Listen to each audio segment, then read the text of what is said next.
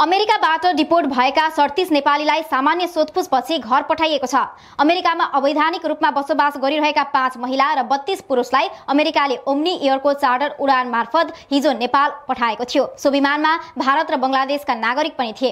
प्रहरीको मानव बेचबिखन तथा अनुसन्धान ब्युरोले डिपोर्टमा परेका उनीहरूलाई सामान्य सोधपुछपछि गन्तव्य जान दिएको हो। ब्युरोका प्रवक्ता प्रहरी उपरीक्षक नरेन्द्र कुवरका अनुसार उनीहरू अमेरिका पुग्नुको कारण र संगठित मानव तस्करीको भूमिका बारे चासो राखेका छन्। कुनै जाहेरी प्राप्त भए अमेरिका पुर्याउने गिरोहबाट अनुसन्धान हुने कुवरले बताएका छन्। आइतबार अमेरिकाबाट डिपोर्ट भएर काठमाडौँमा ओर्लिएका नेपालीहरूले आफ्ना सामानहरू समेत ल्याउन नपाएको देखिएको छ। उनीहरू मध्ये कसैका हातमा बोरा देखिए भने कोही खाली हात आएका थिए। सुनौलो भविष्यको खोजीमा अमेरिका पुगेका उनीहरू मध्यराती बोरा बोकेर त्रिभुवन अन्तर्राष्ट्रिय विमानस्थलबाट बाहिरिएको दृश्य मन अमिलो बनाउने खालको थियो। कतिपय रित्तो हात फर्किएका थिए। उनीहरूलाई हत्कडी लगाइएको थियो कि थिएन भन्ने खुलेको छैन। वरिष्ठ अध्यागमन अधिकृत अञ्जन न्यौपानेले भने, हाम्रो इमिग्रेसनमा आउँदा सामान्य थिए, विमानमा के थियो थाहा हुने कुरा भएन। गए राति करिब 9 बजेतिर त्रिभुवन अन्तर्राष्ट्रिय विमानस्थलमा ओर्लिएका उनीहरू बाहिरिँदा करिब 12 बजेको थियो।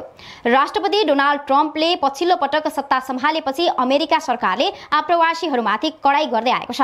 भिजा प्रक्रिया पूरा नगरेका, भिजा अवधिभन्दा बढी समय बसेका र चालचलन राम्रो नभएकाहरूलाई अमेरिकाले नियन्त्रणमा लिएर उनीहरूकै देश फर्काउने गरेको छ। अमेरिकाले कतिपय देशका नागरिकहरूलाई हत्कडी र नेल लगाएर फर्काएका समाचारहरू सार्वजनिक हुने गरेका छन्। राष्ट्रपति डोनाल्ड ट्रम्प निर्वाचित भएसँगै अमेरिकाले आप्रवासीहरू विरुद्ध कठोर कदम चालेको छ। यो अवधिमा अमेरिकाबाट डिपोर्ट हुने नेपालीको संख्या 177 पुगेको छ। जनवरीमा 6, फेब्रुअरीमा 20, मार्चमा 30, अप्रिलमा 26 र मे महिनामा 58 जना नेपाली अमेरिकाबाट डिपोर्ट भएको अध्यागमन विभागको तथ्याङ्क छ। डिपोर्ट हुनेहरूमा दलाललाई मोटो रकम बुझाएर अवैध रूपमा अमेरिका प्रवेश गर्नेहरू धेरै रहेको बताइन्छ।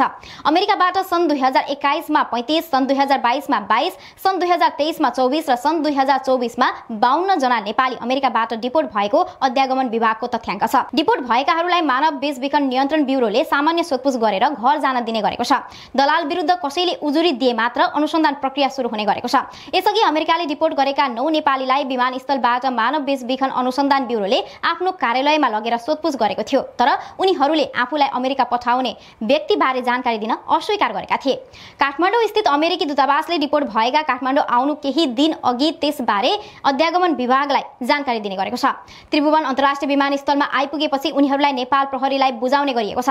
प्राय अवैध बाटो अमेरिका गएकाहरू डिपोर्टमा पर्ने गरेका छन्। यसै कारण उनीहरूलाई प्रहरीले आवश्यक सोधपुछ गर्ने गरेको छ। खास गरी उनीहरूलाई अमेरिका पठाउनेका बारेमा उनीहरूसँग सूचना लिने काम प्रहरीले गर्छ। अवैध तरिका र बाटोबाट अमेरिका प्रवेश गरेको, गलत मनसायले अमेरिकामा बसेको र बिना भिजा बसेको जस्ता आरोप डिपोर्ट भएकाहरूमाथि अमेरिकाले लगाएको छ।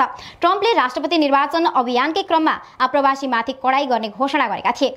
निर्वाचित भएपछि राष्ट्रपतिको शपथ लिए लगत्तै उनले अवैध आप्रवासीलाई निष्कासन गर्ने सम्बन्धी एक कार्यकारी आदेशमा हस्ताक्षर गरेका थिए। त्यसपछि ट्रम्प प्रशासनले निष्कासित गर्ने 1365 नेपाली सहित 14,45,549 जना आप्रवासीको सूची सार्वजनिक गरेको थियो। उनीहरू सबैमाथि अवैध तरिकाले अमेरिकामा बसोबास गरेको आरोप लगाइएको थियो। सन् 2024 मा अमेरिकाले 35 नेपालीलाई डिपोर्ट गरेको थियो। जो बाइडेन राष्ट्रपति हुँदा 1 वर्षको अवधिमा जति संख्यामा नेपाली अमेरिकाबाट डिपोर्ट भएका थिए, ट्रम्प राष्ट्रपति भएपछि झण्डै त्यति नै संख्यामा नेपाली प्रत्येक महिना अमेरिकाबाट डिपोर्ट भएका छन्।